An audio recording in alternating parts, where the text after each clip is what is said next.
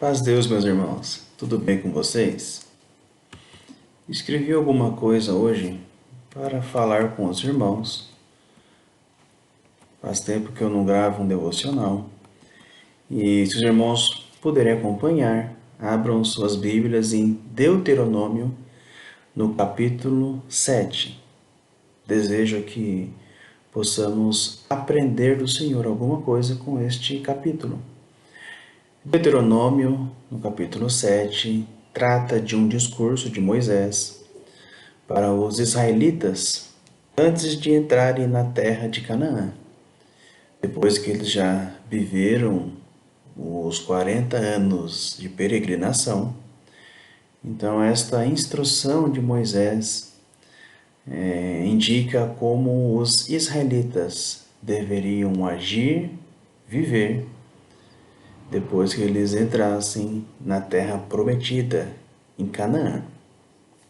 E claro, meus irmãos, mesmo que não somos israelitas e que não estamos no deserto, né, igual eles, prestes a entrar na terra de Canaã, e mesmo que estamos a uma enorme distância do tempo daquela geração que estava lá ouvindo Moisés falar, os ensinos de Deus são eternos, o padrão de santidade de Deus é eterno. E por isso nós temos muito o que aprender com este capítulo. E precisamos nos atentar a estas instruções para aplicarmos aos nossos dias. Meus irmãos, vamos lá. Dando início no verso 1, está escrito assim: Quando o Senhor teu Deus te houver introduzido na terra a qual vais para possuir, e tiver lançado fora muitas nações de diante de ti, os heteus, os gergazeus, os amorreus, os cananeus, os perizeus, os heveus, os jebuseus, 7 nações mais numerosas e mais poderosas do que tu, e o Senhor teu Deus as tiver dado diante de ti, para as ferir totalmente as destruirás. Não farás com elas aliança, nem terás piedade delas.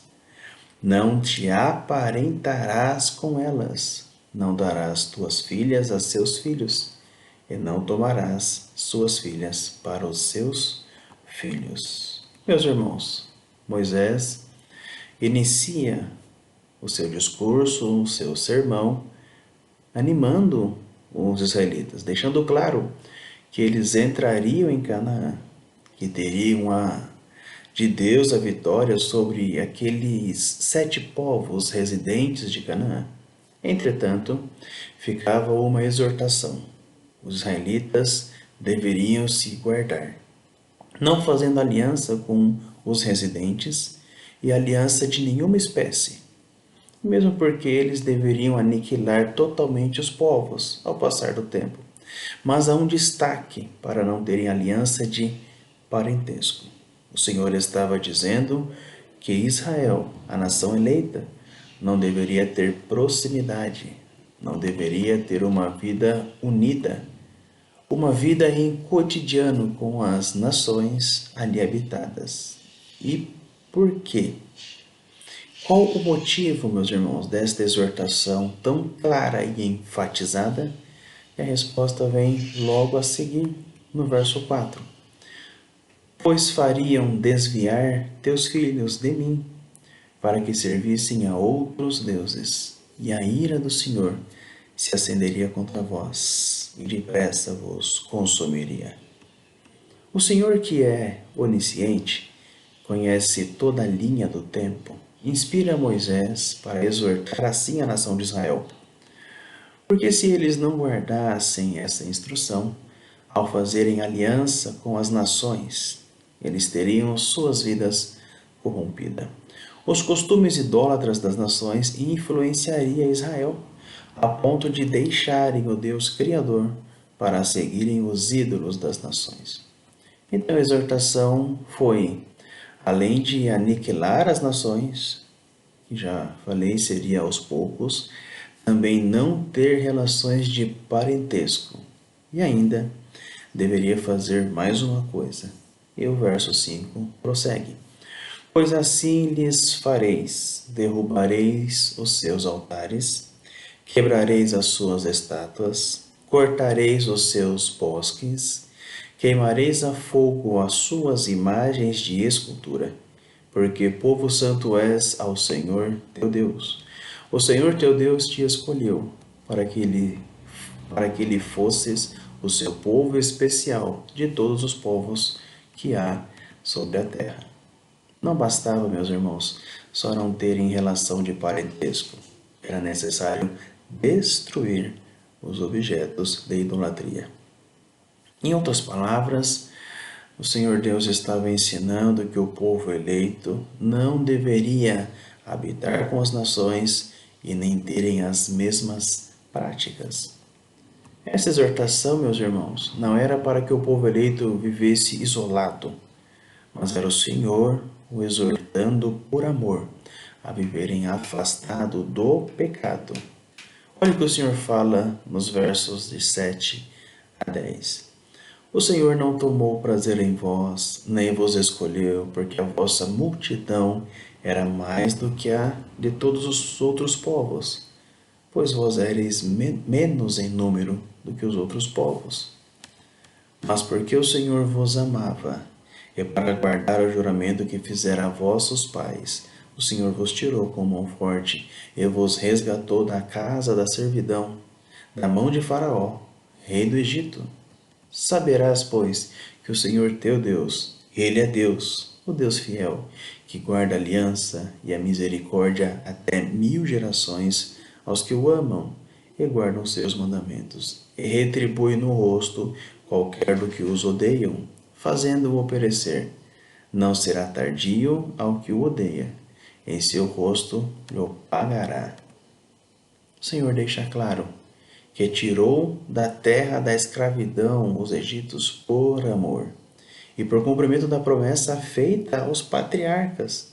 E o Senhor lembra o povo que só Ele, meus irmãos, só Ele é Deus.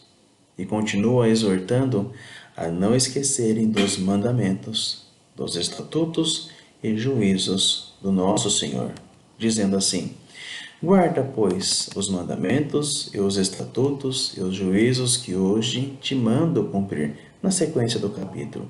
Será, pois, que, se ouvindo estes juízos, os guardardes e cumprirdes, o Senhor teu Deus te guardará a aliança e a misericórdia que jurou a teus pais, e amar-te-á, abençoar-te-á e te fará multiplicar. Abençoará o fruto do teu ventre, o fruto da tua terra, o teu grão, o teu mosto e o teu azeite, a criação das tuas vacas, o rebanho do teu gado miúdo, na terra que jurou a teus pais dar-te. Bendito serás mais do que todos os povos, não haverá estéril entre ti, seja homem, seja mulher, nem entre os teus animais. E o Senhor de ti desviará toda a enfermidade. Sobre ti não porá nenhuma das más doenças dos egípcios, que bem sabes.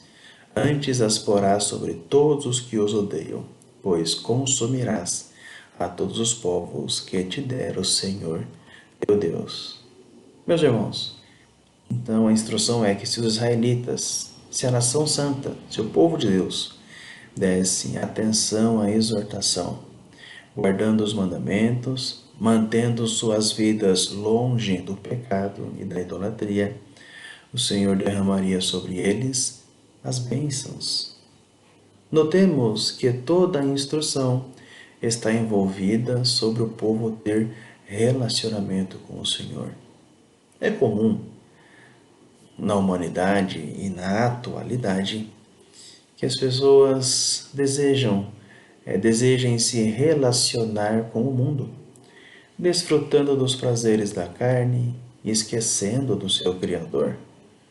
Aqui, de tudo que o Senhor pede, se analisarmos, envolve se distanciar do pecado para se relacionar com o nosso Senhor, com o Deus Criador.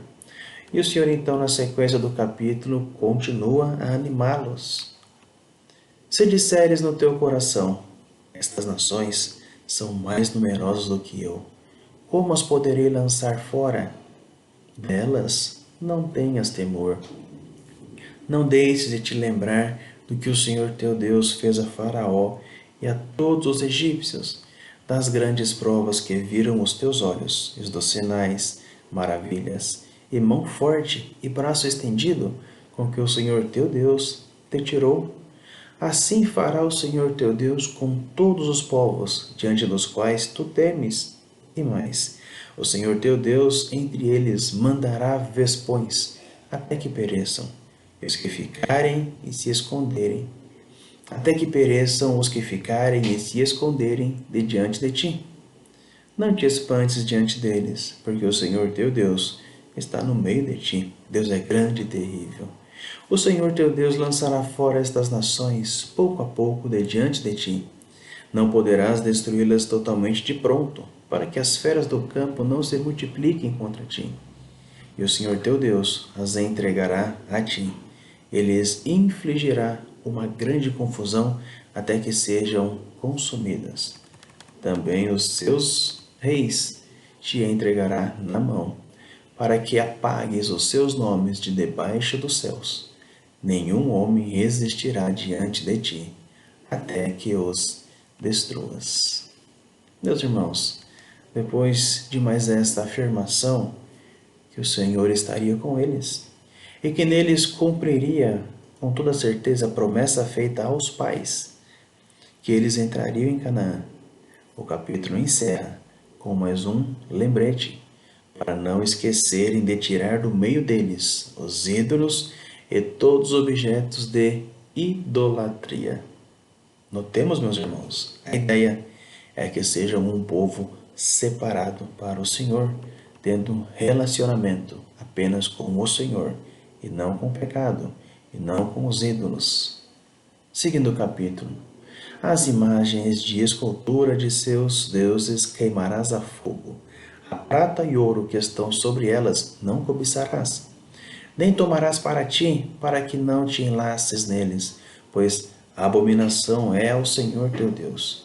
Nem porás, pois, a abominação em tua casa, para que não sejas amaldiçoado. Assim como ela, de todo a detestarás, e de toda a abominarás, porque amaldiçoado é. Meus irmãos, os israelitas saíram da terra da escravidão para a terra prometida por amor do Senhor, por graça, não por alguma coisa que eles tivessem feito. Da mesma forma, nós, queridos, fomos salvos do pecado por graça de Deus. E isso encontramos claramente escrito em Efésios, a carta escrita pelo apóstolo Paulo, no capítulo 2, dos versos 8 a 9. Porque pela graça sois salvos, por meio da fé, e isto não vem de vós, é dom de Deus, não vem das obras, para que ninguém se glorie. E uma vez que os israelitas lá foram libertos por amor da escravidão, a resposta que Deus pede que eles dessem na terra prometida, como lemos, deveria ser uma vida sem a influência das nações, sem as práticas pecaminosas das nações. Não é isso que lemos? Meus queridos, nós também precisamos responder ao Senhor como uma atitude de santidade, de obediência à graça que recebemos de Deus. Claro, não fazendo das boas obras uma intenção de salvação, mas tendo as boas obras como uma resposta à salvação. Tendo boas obras como uma forma de gratidão a Deus, porque fomos salvos. Igual encontramos no mesmo capítulo 2 de Efésios, só que agora no verso 10. E Paulo deixa escrito assim: porque somos feitura sua, criados em Cristo Jesus para as boas obras, as quais Deus preparou para que andássemos nelas. Meus amados, recebemos um chamado para vivermos diferente das práticas do mundo, não tendo em nós as mesmas atitudes, seja de idolatria, de prostituição, de glutonarias e todas as práticas pecaminosas que encontramos nas Escrituras. Em 1 Pedro, no capítulo 1 mesmo, os versos 15 e 16, diz assim: Mas, como é santo aquele que vos chamou, sede vós também santos em toda a vossa maneira de viver.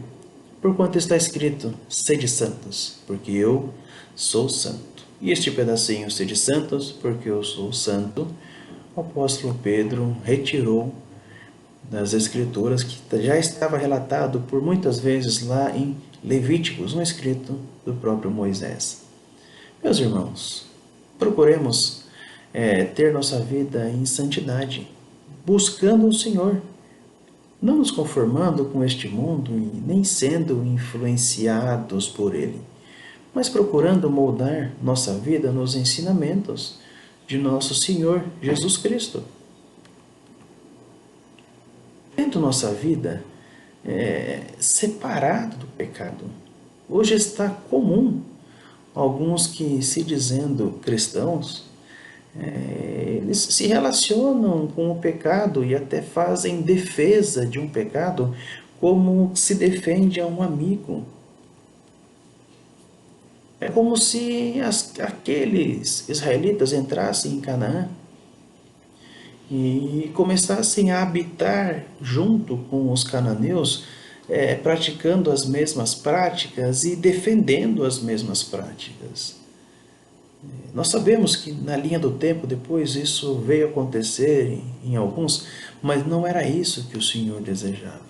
A instrução do Senhor foi clara para que eles tivessem distância do pecado, que eles não tivessem relacionamento com o pecado, mas se relacionassem com Deus. Tomemos atenção nisso, meus irmãos. Vigiemos. Os ensinos do Senhor não mudam. O que era pecado no passado ainda é pecado hoje. E não devemos nos relacionar com o pecado, nem ter com o pecado amizade ou familiaridade. Sejamos separados para o Senhor.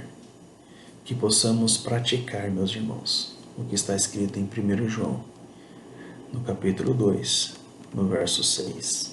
Aquele que diz que está nele, e João diz de Cristo, também deve andar como ele andou.